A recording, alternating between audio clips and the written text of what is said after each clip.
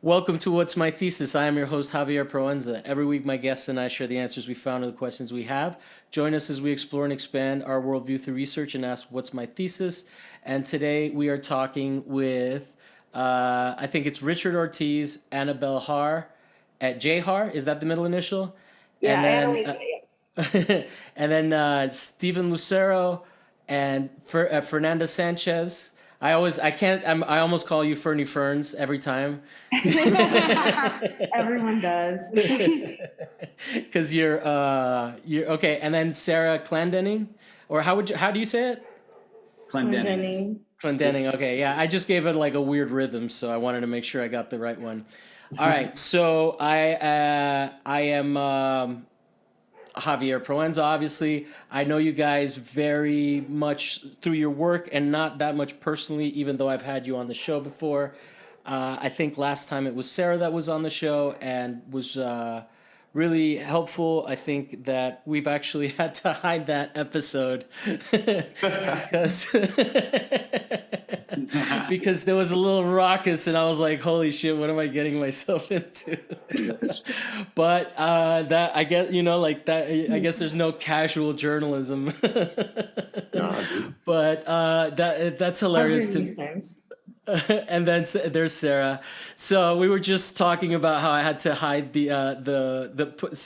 how there was like the video version of the episode I had to hide because it got too hot. Oh yeah. Of the last time you definitely wrecked it, and like people were definitely interested in that episode. So it was great to be a part of it. But anyway, so we're here to have you back because there's a few developments. First of all, I just want to quickly introduce that for anybody that saw the picture of the cops riding the Swan boat in Echo Park, that was Stephen Lucero who took that picture. He's running for what district are you running for? Rep 6. Rep 6. Lincoln Heights. You were saying that's Area 6. Yeah. Area 6, and that's the brewery, right? Yes, in it's this the area type of the brewery. It's an artist colony in Lincoln Heights here, and it has about just under 1,000 residents here that are artists. Wow, that's pretty big, though. I didn't realize that many people live there. Yeah, Okay. It is a big place. Historically, because when they started these neighborhood councils, I think in the early 2000s, this is when they were forming DTLA, right? So they started forming this DLANC neighborhood council, or DLA. So this council tried to take the brewery from Lincoln Heights. They wanted the brewery and William Mead. And so they fought with our neighborhood they were trying to say the brewery isn't in Lincoln Heights.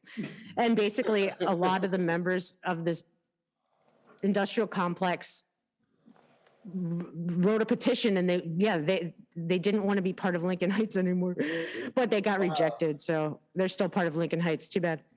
And that's also a thing that's happened with other parts, right? Like the Keck Medical Center and all of that. That used to be Lincoln Heights. I'm just going from what I remember. The neighborhood council boundaries are not the real boundaries of the neighborhoods. And it's very sad when you read the actual transcript of the hearings when they were making these council boundaries. They were shattering neighborhoods and naming them. For instance, where USC is, now that's still Lincoln Heights under the boundary map, and that's always been Lincoln Heights. That's actually in a different council district.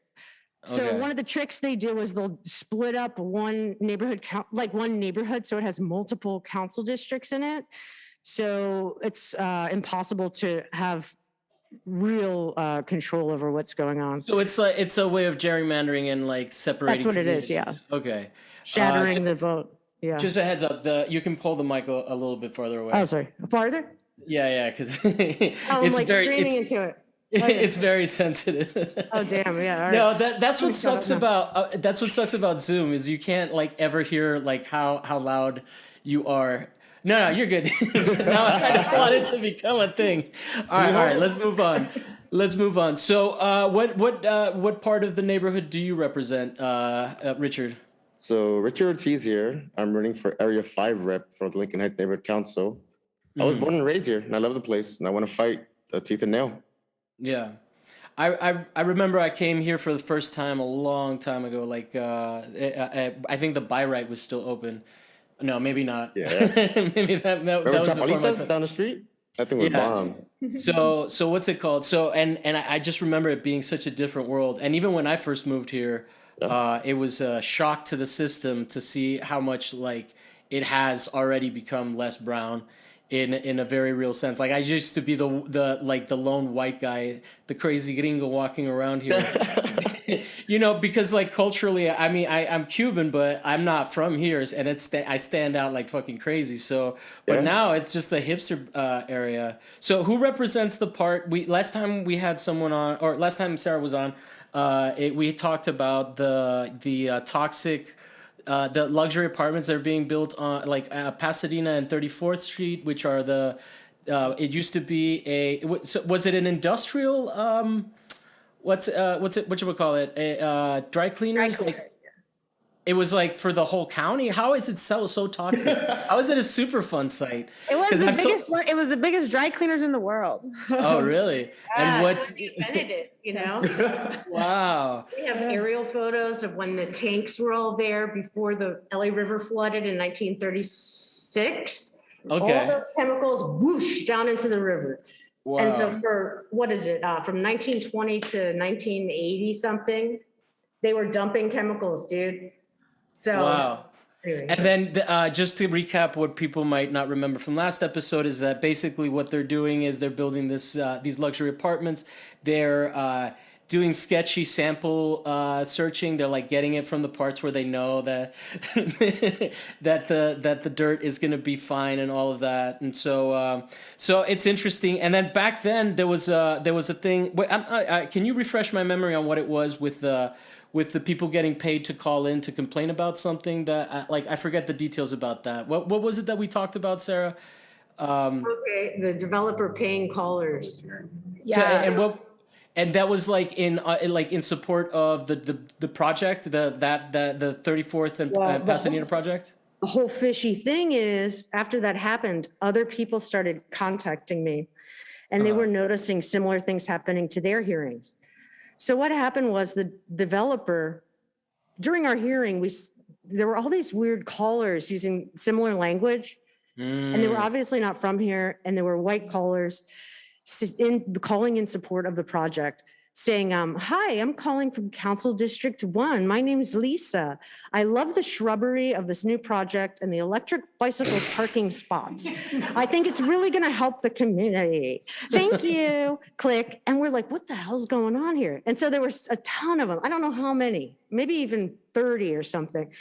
So one of the callers, I think, during it? The first one, he made a confession, and he said, you know what? I was originally going to be paid to be in favor of this project, but after hearing the community's outcry and concerns for their health and safety and welfare and stuff like that, I feel the need to tell you that, the developer was going to pay me. And wow. So we researched this thing, and then the guy who pays the callers, and it's a whole thing.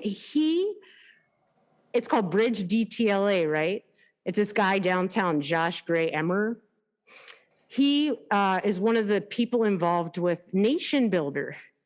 Nation Builder runs all the city websites for all the councilmen and like all this shit. So like Cedillo and Ed Reyes called their butt, like they got this guy to get these fake callers.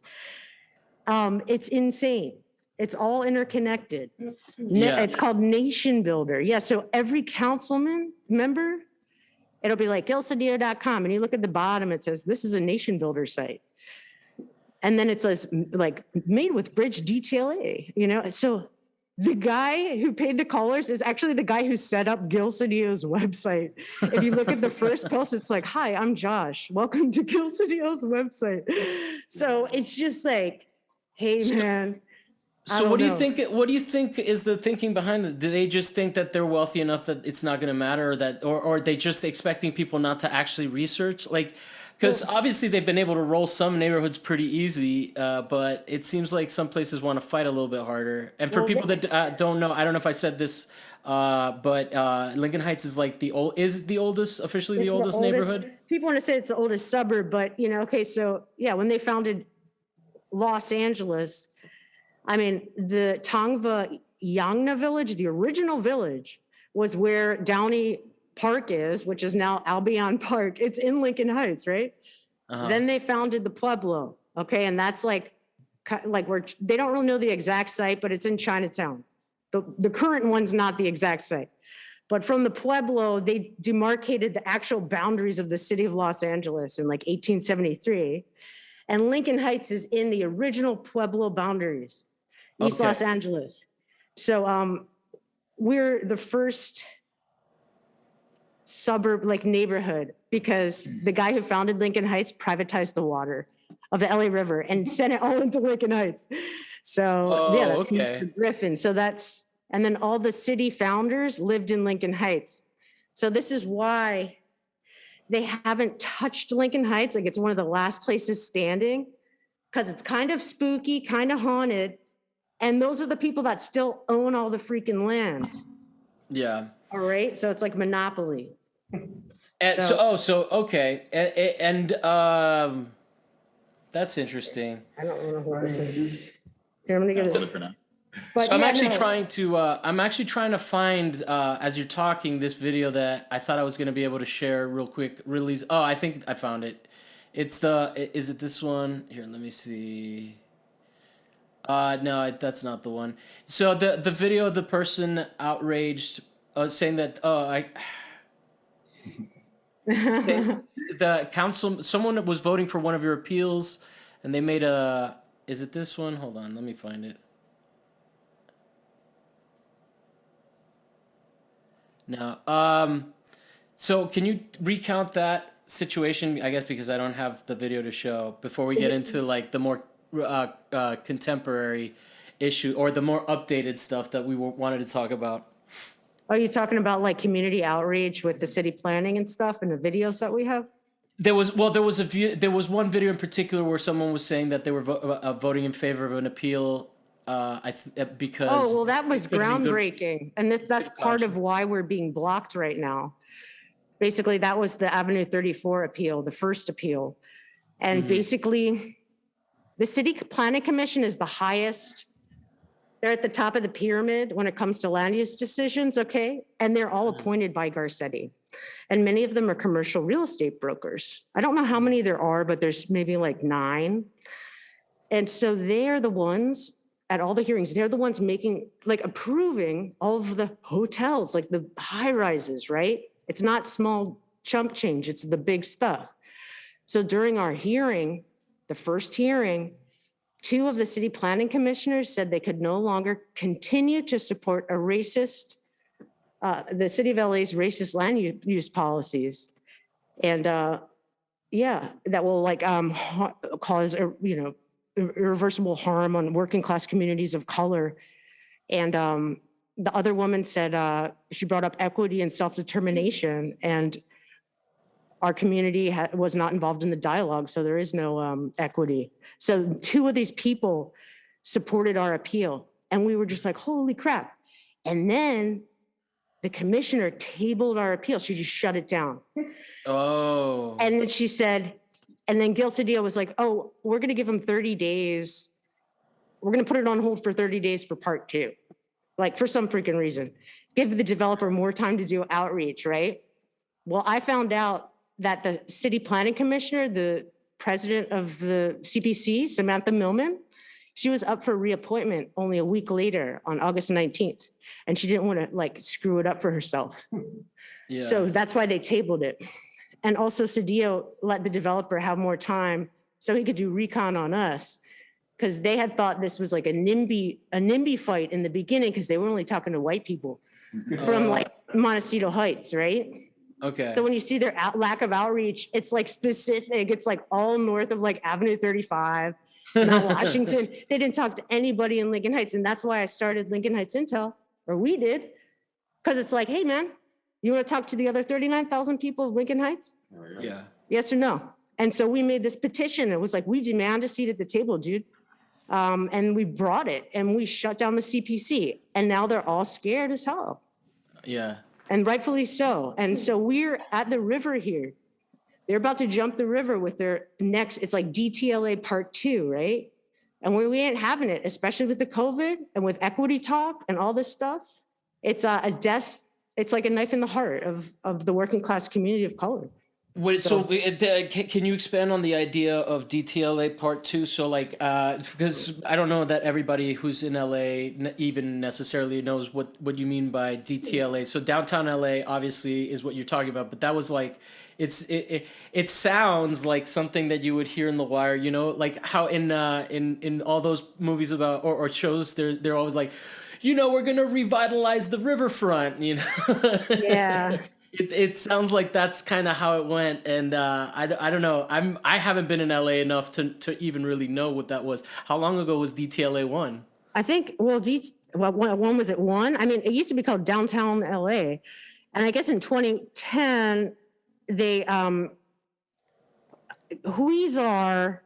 basically they managed to get downtown LA into the same council district as Boyle Heights as a means to have like a majority, like with the 6th Street Bridge, to have sort of this new mass of people dictate land use now, all downtown, and then to head east, to push east into Boyle Heights.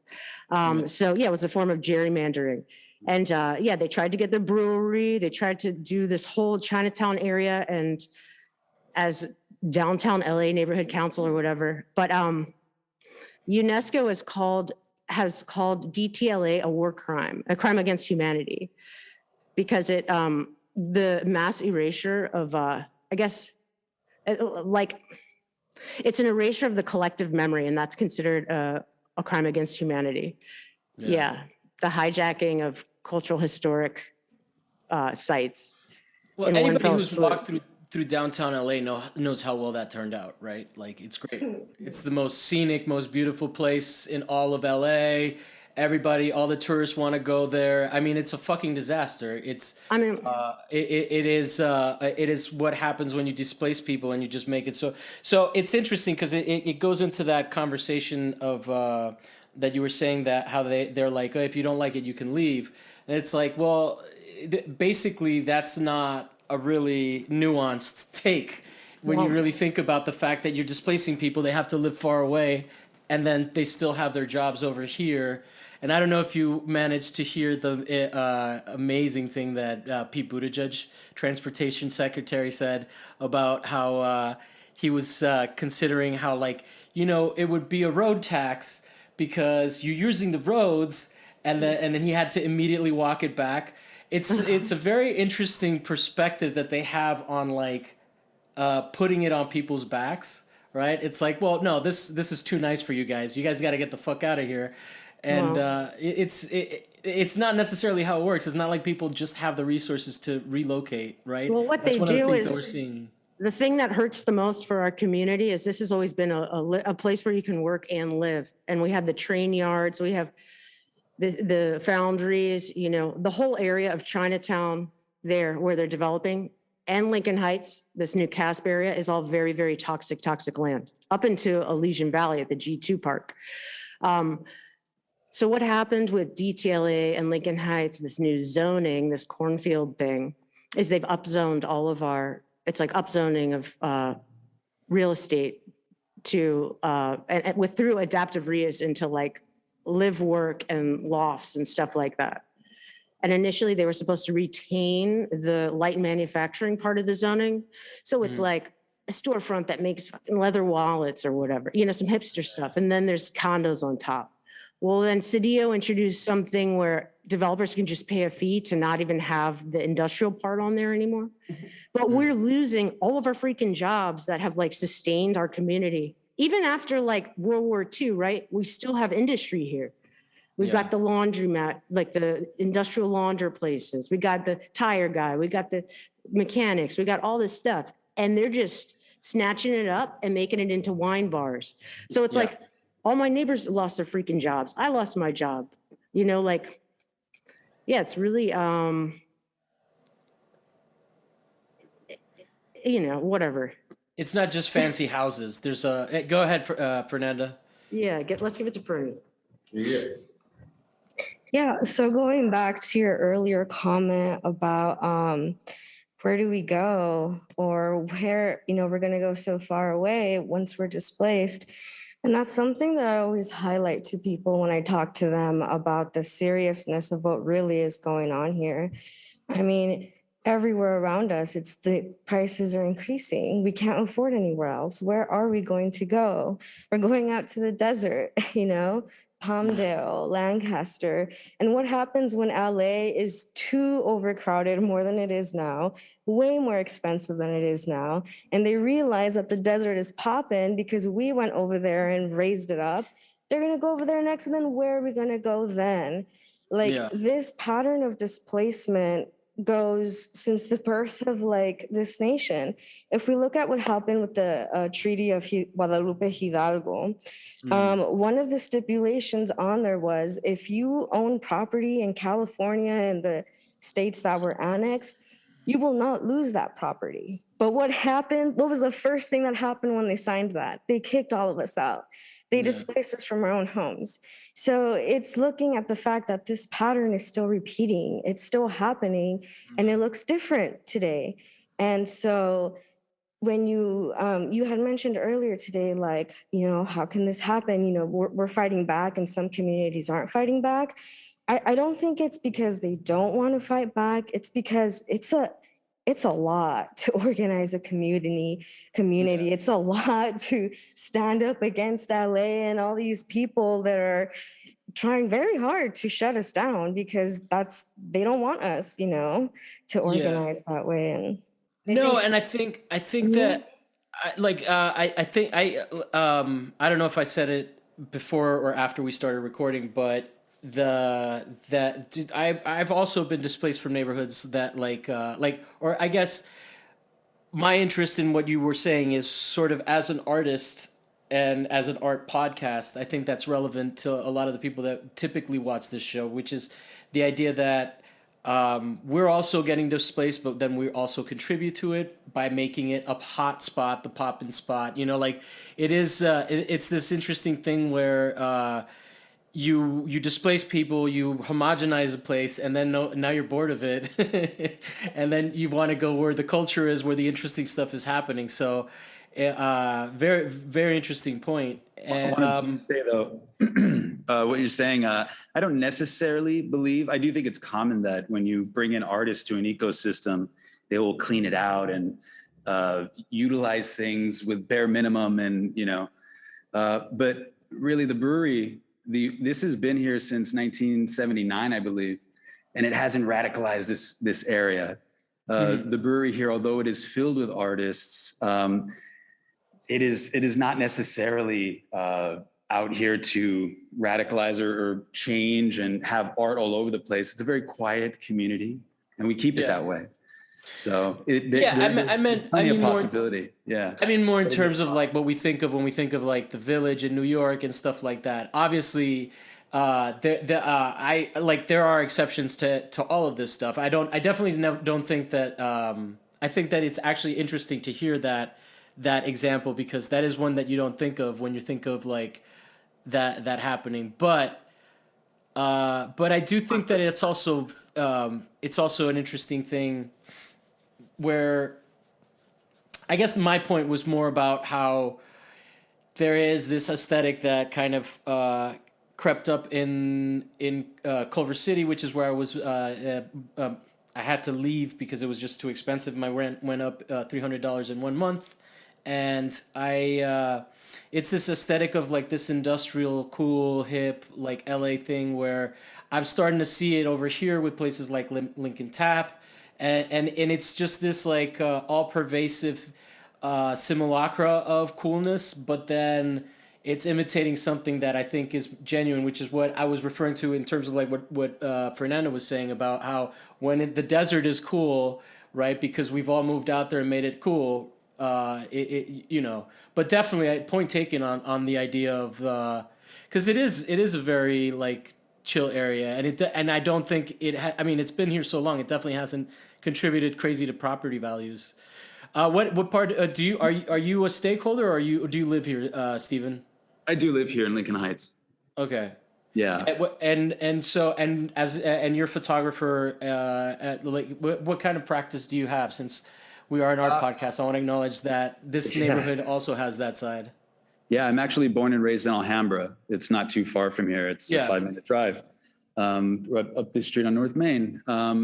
But I'm a freelance artist. I started out as a photographer, and I started this studio as a collective for photographers.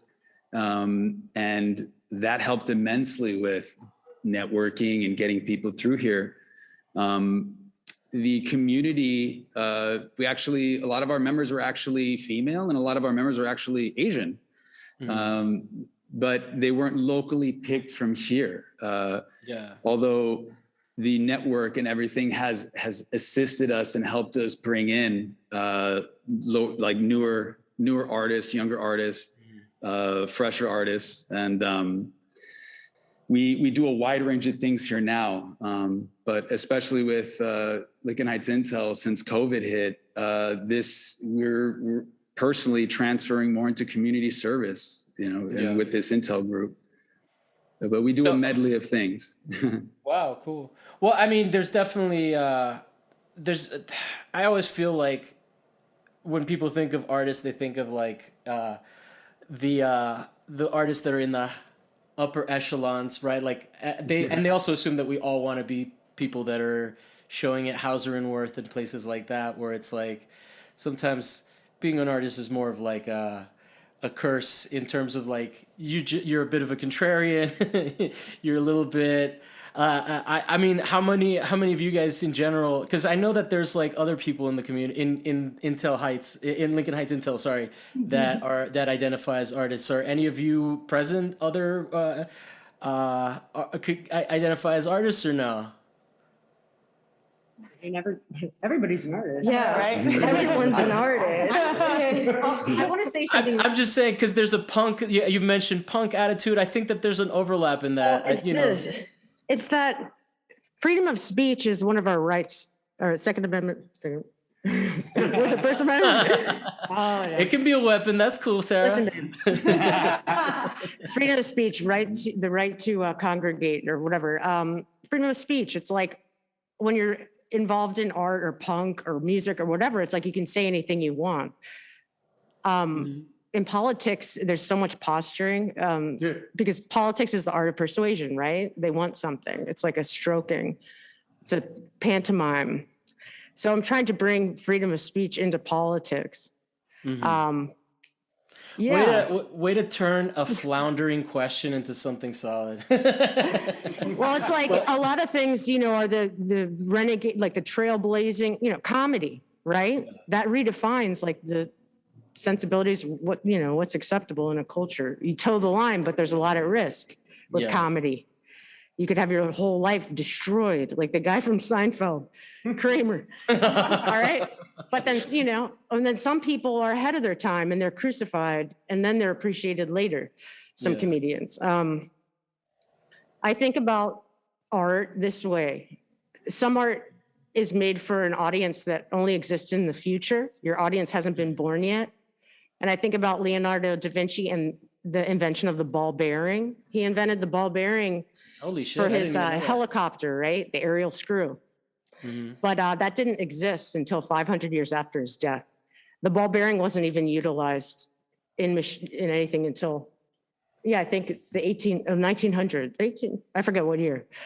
But you have all the drawings of the ball bearing. Yeah. So like with us now, it's like, we might lose or people might hate us or whatever. But I mean, like in the future, the next generation of kids are, whatever the kids, the millennials, they call them now. They'll be like, hey, like these people organize, let's step it up. We don't need these people are just sick of lies. And they're really proactive in doing their Scooby-Doo work and, little kind of private investigator stuff. They love it. All right, I'm Yeah, gonna you pass think you the- think there's a subculture of private investigation that is I think that it's there's a term called modern jackass. It's a sort of what is that called? A dilettantism that I see what's, like hey, do you know how to stucco? Yeah, I know how to stucco. And they bring their phone out and then they looked up the Wikipedia and then all of a sudden they know how to do it. So I think that people just kind of get, I think dilettantism, it's like people are like, nah, no more of that. Like, let's get to the bare bones. Like, I want to learn how to navigate the ethics site. That's dope. I want to know like all the top secret stuff. It's just right there. And people are amped. Even though the ethics commission's a department run by Garcetti, but you just kind of keep going up for the ultimate answer until like you keep asking who's your manager until there's like some manager and the justice exists. So it's like, Cedillo, whatever, we don't even deal with him. We take it to the next level, and that makes him upset because he wants us to care about him. Well, whatever. Yeah, and I think like also that things have just gotten so out of kind of control. Before, I feel like everything was like not so like in your face, and now it's like really, it's definitely belligerent. you know what I mean? It's like you can't help but really start to try to look for answers yourself because you're just like, what is really happening? I'm Annalee, and I'm Area 1, so that's by Avenue 34. Just I'm a couple blocks from there. And one thing I wanted to add about Fernanda's saying about people moving, like with displacement and people, just move from the area, is that a lot of jobs, still need to be done by the rate of pay is, there's a certain class that is willing to do those jobs. And when people move, one of the things that is having a lot of these projects even be able to be made is the TOC, which is a huge, for me, huge concern. And the whole stipulation of this is that you're going to be taking public transportation. So when people get displaced, you're actually creating more emissions, which is like really the whole reason why they're even getting passed. Like, oh, we're going to cut down on emissions and people are going to take public transportation. And like really what's happening is the complete opposite. So that like really doesn't stand up. And another thing is that, not only like, gentrification and displacement happening in Los Angeles, but, I was watching a show the other day about people moving out of California. And what's happening is it's like getting more widespread, this displacement. It's not even, just, certain cities or a state, like now it's becoming state level where, and I never thought of this, is that, people from California, because the cost of living here is so expensive and now they're moving to other states. And now people are going and, a house in Idaho is, $500,000. And to somebody in Idaho, that's a lot of money. And somebody in California, it's not. And so people in Idaho are now getting displaced. You know what I mean? It's it's just starting to like go and. Well, the other thing that I was thinking as you were saying, because I was thinking also that, it's the emission thing, but the reality of it is probably that people are just not going to be able to afford houses, and that's why we have such a large community of unhoused people that work, right? And that's why these sweeps are so problematic, because people are losing their tools to do work, right? They're losing their identification cards. Right, it's a compounding problem that it just I don't know. It seems like just this insane. I actually like. It's very strange. I ran into this guy, anyways, and I started talking to him, and he told me he had been in one of the sweeps, and we've been figuring out what, anyways, should I say? Anyways, I don't know. But this guy, he had his iPad ended up recording the cops, and he was trying to find a lawyer because it recorded the cops and they were talking about where they were all going to meet up to like they had, taken all of their personal belongings, and the things that were worth something, they basically essentially kept, and they were going to go and like meet up. Like, where are we going to meet up and like disperse these things? Oh my God. Oh, Yes, wow. I said, well, yeah, I know. I said, I was like, who do we send this to? Yeah, I know. Like, there's just always so much information going on. You know what I mean? But yeah, it's like, I think you should definitely send that to We the Unhoused. I would I imagine. know. Oh my God. I've been like, Yeah. like, who do I send this to? I know. Yeah. But yeah, Yeah. it was like pretty recent. But yeah, so so because he didn't know his iPad was on, and it like ended up catching it, and he was like, I don't know. He's like, you're all involved in this. Like, who do I get this in touch with? Yeah, So, yeah. Like, oh, Yeah, the that cops fits- are like, hey, bro, where are we gonna meet up? We to divvy up all the goods, man, all the good junk that we got. Yeah. Yeah. So then we kind of talked. Sorry, did you have something you wanted to say? No, you don't want to hear my stories of the LAPD or anything like that. Oh, okay. Yeah. I mean, I don't want to get you guys in trouble. You can have your own. You can have your own private session with Javier. Annalee, listen, we got accused of hate speech with that Avenue 34 developer.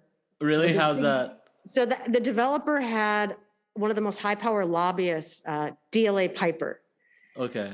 DLA Piper has Andrew Brady, who's a land use attorney who specializes in toxic land. And the other guy was Gerald B. Newman. He's another attorney. So guess who else works for this lobbyist? Kamala Harris's husband. Oh, okay. But in any case, Gerald B. Newman, some of our community organizers, our community made posters, right? Or we made social media that says like, they made a poster that said Pinion Group is taking a dump on Lincoln Heights. And they drew a giant dump with flies and wrote Pinion on it with an anti-symbol. Yeah. And then another one said like vampire, like it was a vampire bat. And it said, it's just our stories, right? When I'm like, screw this developer. Well, during the hearing, the lobbyists pulled up. They had been doing like recon or some, they call it opposition research on our social media. They pulled up all this crap, like our posters that we made, like community members made. And they said that we were guilty of hate speech. They accused us of hate speech. Because and of they the kept saying hate speech. And I was like, are you kidding me?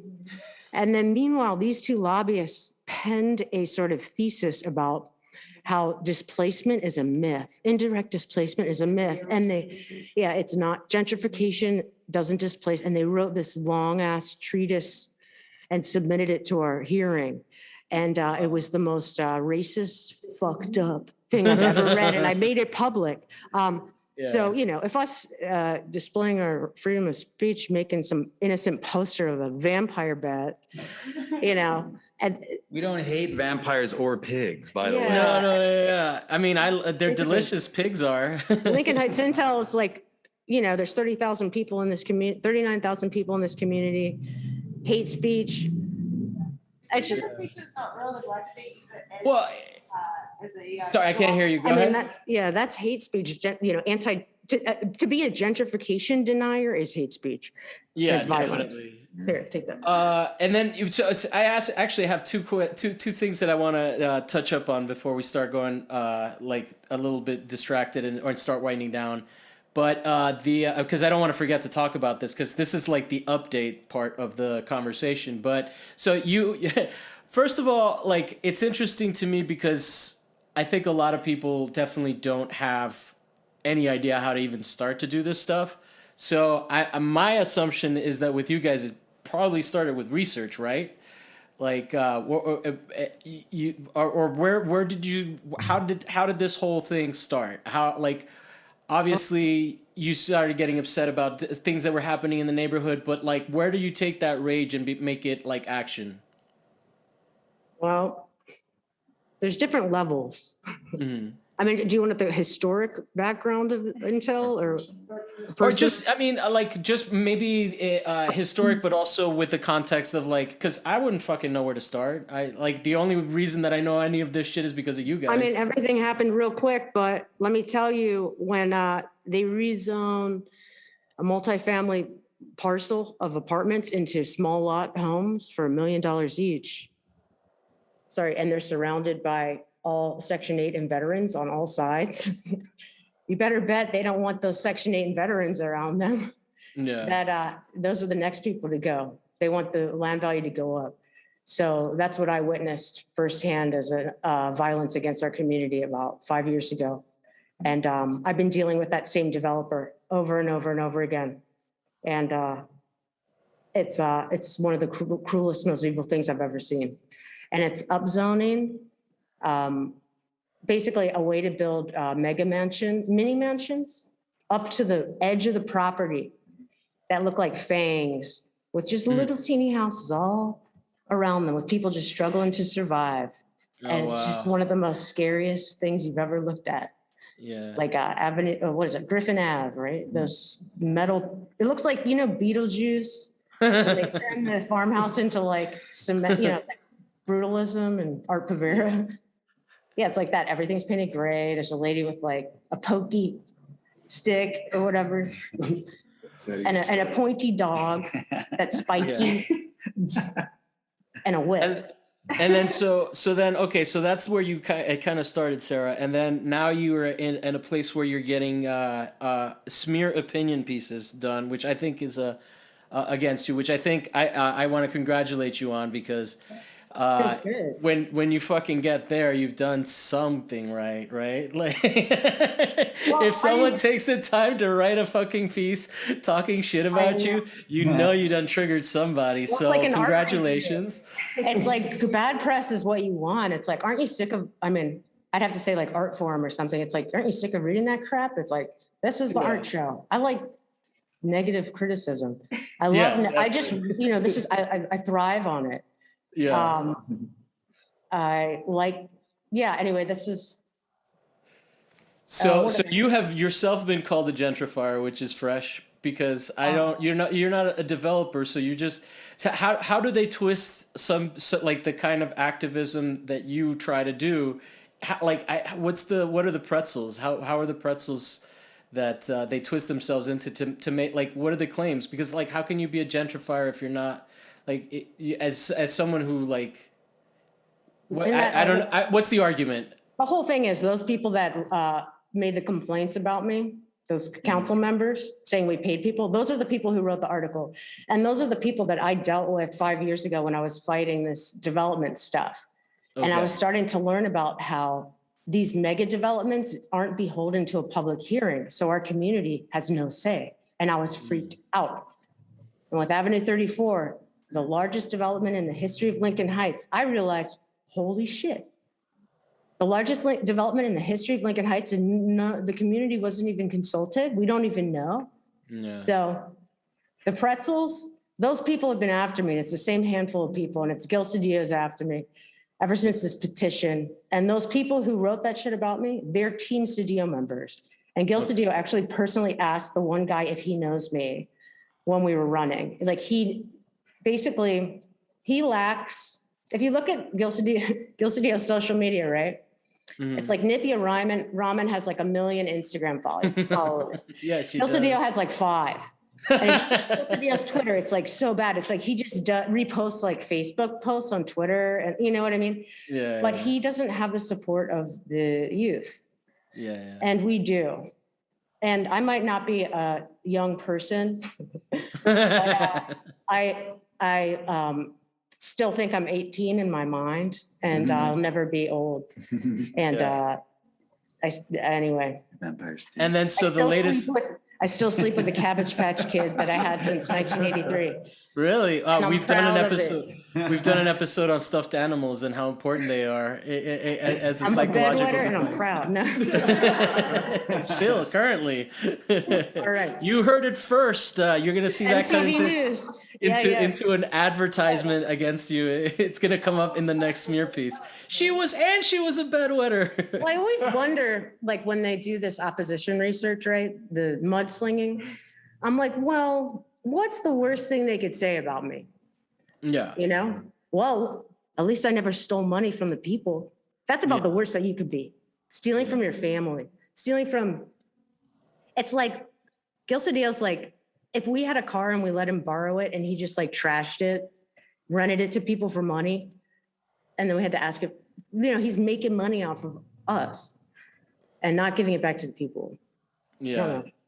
And But, then and yeah. then so just to make sure that we cover everything, because since we did talk for a little bit before the recording, I want to make sure everything is talked about.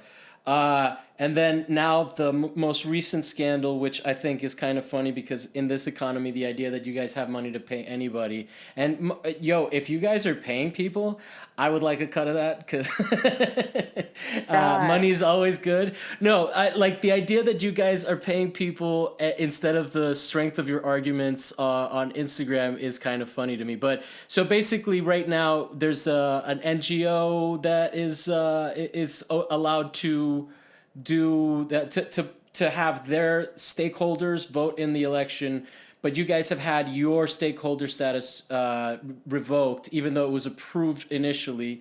Yeah. And we're talking about 200 plus people in the neighboring areas like El Sereno, Boyle Heights, Alhambra, and stuff like that. So like people that we're not talking about like, you know, like people that would have motive to be involved and to ask and to be engaged in these things. Not so like just it is a funny thing when people with money who have been confirmed to have done this shit start to mudsling and start to be like, hey, you guys play by the only way we know the world to work, right? Well, the funniest thing is that this whole neighborhood council racket is run by one department with an appointee appointed by Garcetti. But if you ever want to complain about election fraud with neighborhood council elections, if you go to their website, it says, we're sorry, but neighborhood council elections are just a favor that we give you. You're not even, we just let you have elections. These aren't beholden to state and federal election laws. If you have a complaint, please just write us a shitty email. But they forget that people have civil rights, right? Yeah. And for instance, like it's considered discrimination if you require a voter ID, a lot of different things. So what I've realized is, the whole system's set up to do this. This is why it exists. It's like a Brita, and then we just got stuck in the filter of whatever. What they did was it's a kind of electoral fraud. It's called a rule change, and it's one of the classic moves that they do in democracies when they feel threatened, when the old guard feels threatened, they'll change the rules up on their opposition. And so that's what happened, but it's actually considered fraud if it's a late rule change. So they basically sabotaged us 2 weeks ahead of the election with their buddies, and we have all the names. And it's just kind of funny how they turn this into some sort of ego shit show of they want drama. But it's so funny. They couldn't show up all year for their council elections. You know what? Yeah, you sealed the deal. And like, I'm not into this drama stuff. I don't want to play drama games with 70 or 65-year-old deadbeats. Yeah. I'm worried about the people who are dying on the freaking on Avenue 21 who are from here.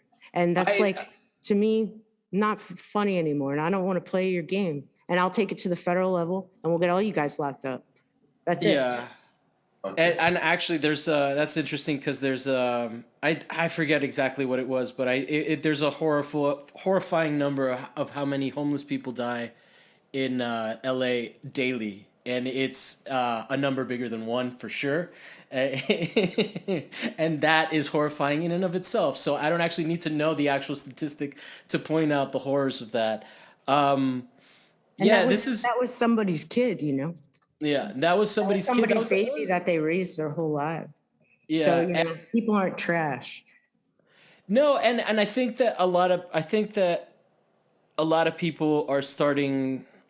I don't know. I mean, would you guys? I definitely would. You consider yourselves a leftist movement, or is that like in terms of the class solidarity elements of it and whatnot? Is that something, because I've seen in some of the press you guys are described as leftists. I just want to ask you directly what you guys think of that like framing. Because obviously you don't have like a Democrat, you're not have a party affiliated, but philosophically, how would you guys describe what you guys are doing? Personally, I don't like to even identify or affiliate necessarily, but do you have a? I mean, what am I going to say? We're like a church. No, I'm just kidding.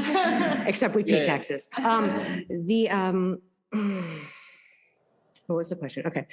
So basically, we don't have the basic human needs met in our community of food, shelter, stuff like that, education.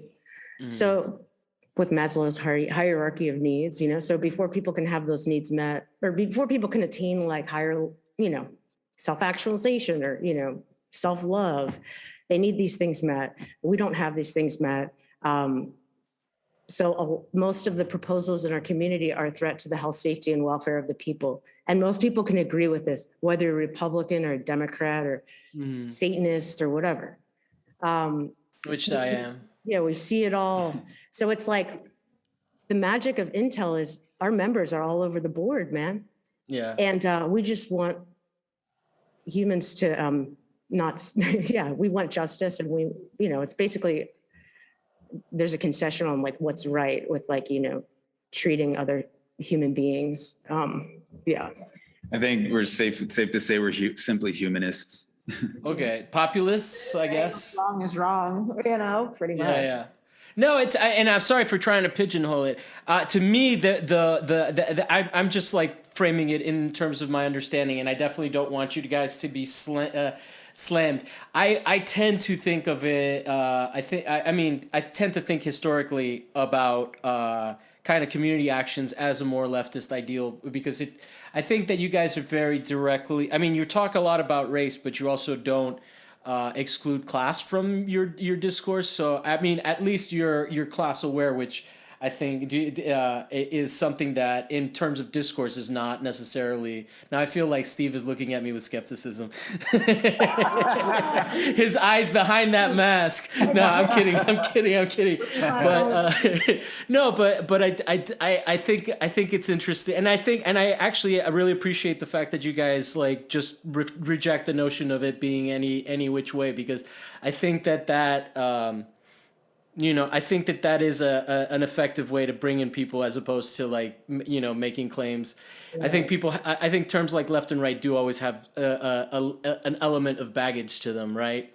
But who am I, or who are we to claim what our group is? It's a group of people. Also, these entities, I don't want to name names, but I mean, one of them is, for instance, Bernie Sanders endorses Gil Cedillo. Yeah. Like, we can't get down with that, man. I was really mean to somebody that from the Bernie party that reached out to me. But all these other groups, yeah, like the people who endorse slates, for instance, some of them have contacted us, whatever, but they've got their own agendas and they're warring with each other. Yeah. To like get their claws into different areas they can't penetrate. Our thing is that we're a legit grassroots organization, and our slate is made up of local residents of Lincoln Heights and people who grew up here. And so when you look at the other councils and these slates, a lot of them are just planted, they don't live there. And it's really painful for me to see, for instance, in Echo Park, a lot of these local residents who are running, for instance, who've been fighting the oil toxins for years with all the oil derricks and stuff, and they've, dealt with cancer. They're real legit activists, community activists. They're being just totally hijacked by these slates of like young, kind of upper middle class, dreamy types. Yeah. But my whole thing, it's this. It's like, we're as grassroots and real as you can get. We're not like paying people. We're not, it's like, what? Do we make videos of us handing out food, but put like a green screen of Lincoln Heights behind us? Like, are we real? Like, no, dude, we're out on the freaking street. But for some reason, the city doesn't believe us. And yeah, it's pretty funny. So just to give everybody an idea of how the slate is likely to play out. So I saw that some of the races you guys are running unopposed, which to me just tells you that they just don't give a shit. Right? If they're only like putting the minimum number of candidates. So how many candidates are running unopposed from the Lincoln Heights slate? Six. Six? I'm one of them. So It's you guys funny are that- definitely just gonna be in there fucking shit up either way, right?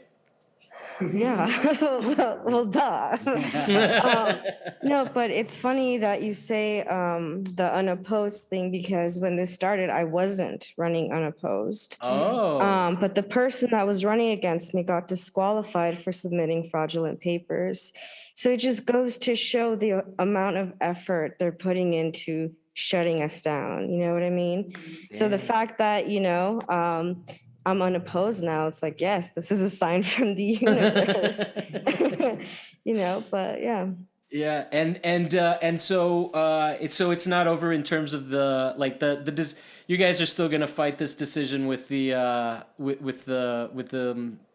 stakeholders, right? Listen, man. Okay, the stakeholder thing. All of that drama started. There was only one stakeholder card ever submitted to the city. So the city got all these complaints about us being fraudulent, but they're like, hey, there's only one person claiming to be an Intel member that doesn't live in Lincoln Heights. Like, what are these people tripping on? And then Anna Lee got word she called up the city clerk, and the city clerk says, I've never seen so many applications in a neighborhood council race in my life. We're freaking the fuck out. I had never submitted any of the cards of the membership cards yet.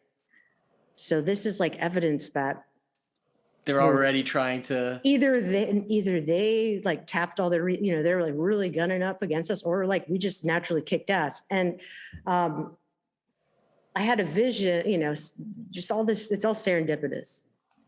But when you work hard and you're pure, when your intent is pure and kind and gentle, and you only want the best for others, and you're not selfish, that good things happen to you. And the whole trajectory of how this has all gone in the past year and a half, it's basically when you launch, whatever, we're reaching escape velocity. So we're already propelled. So we're not gonna go down. Okay. Just when it goes to physics.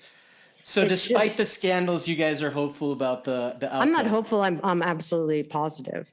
Oh, okay. That because it's just there's no amount of money that can fight this level of people power is sort of what I'm getting. it's that there's no reasoning or negotiation when it comes to basic human rights and your civil rights. So we have we could just walk away and say, yeah, your council's, we don't want it anyway. Look at you guys anyway, go chew on your $40,000. We could start a nonprofit and get millions of dollars and save our neighborhood. Yeah. But you know what?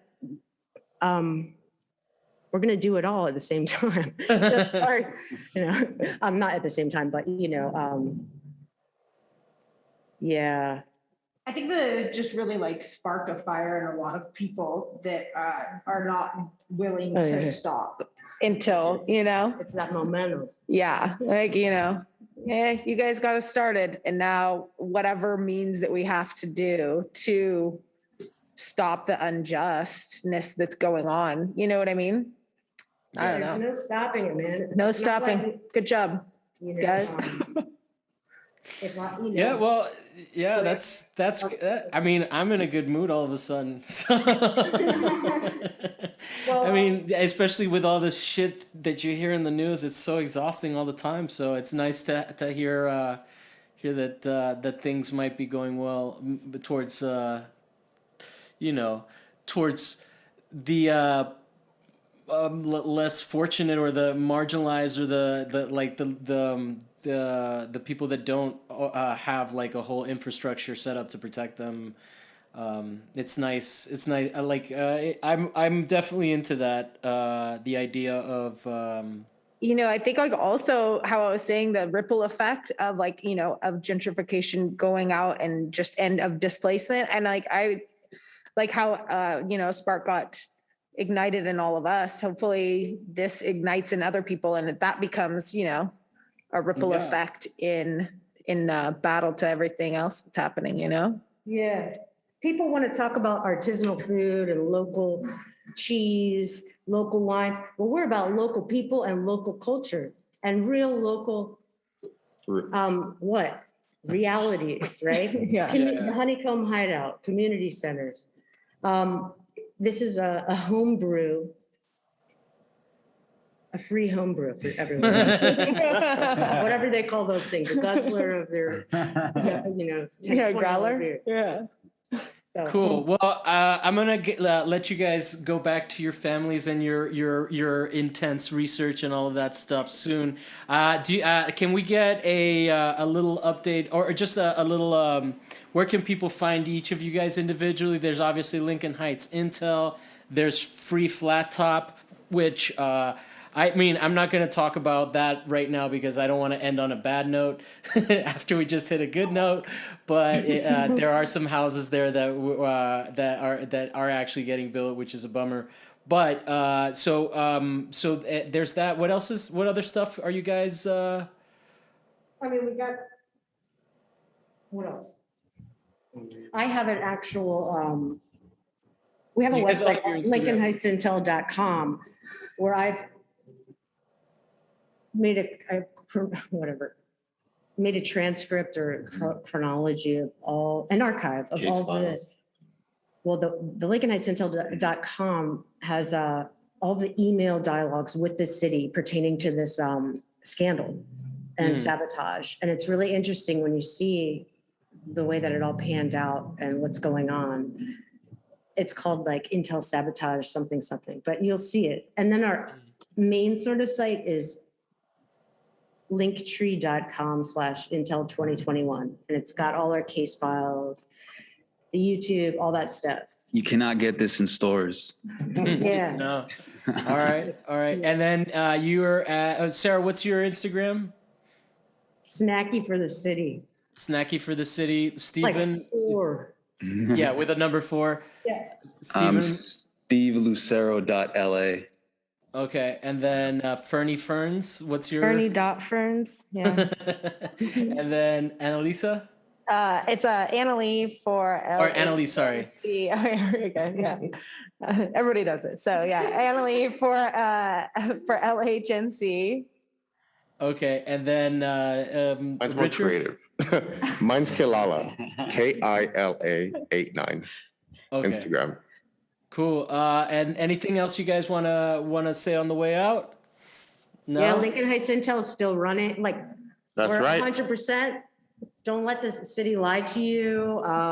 All the local voters, vote for our 11 people on our slate. We have till April 13th, which is in what, 5 days. Yeah. You go, when you get your ballot, you take your pencil and you fill in every Pen. dot of all of our names Yeah. on the Lincoln Heights Intel site. And there Yeah. you go. Go personally to the post office. It's great. Actually, it's every bottom dot on the ballot. Oh, it is. Yeah, so just go That's and crazy. fill in every bottom dot They made it easy for us. and Yeah. you'll rock it. The last one. The last person. There was a psychological element there, I think. Yeah. Oh, yeah, they just put us at the bottom, right? I know, Oh, right? damn. That's their You're downfall. right. The haters. Okay. And then they just made it easy. All right. And then we're at What's My Thesis on Instagram. You can find us all over the place. We're on Instagram. We're on Twitter. We're on podcasting platforms. We're on YouTube. This is going to be on YouTube.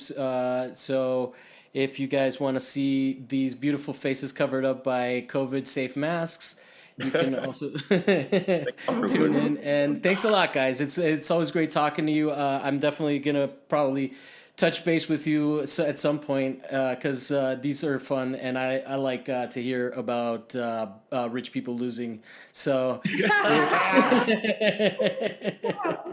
It's like Rocky, man. Rocky.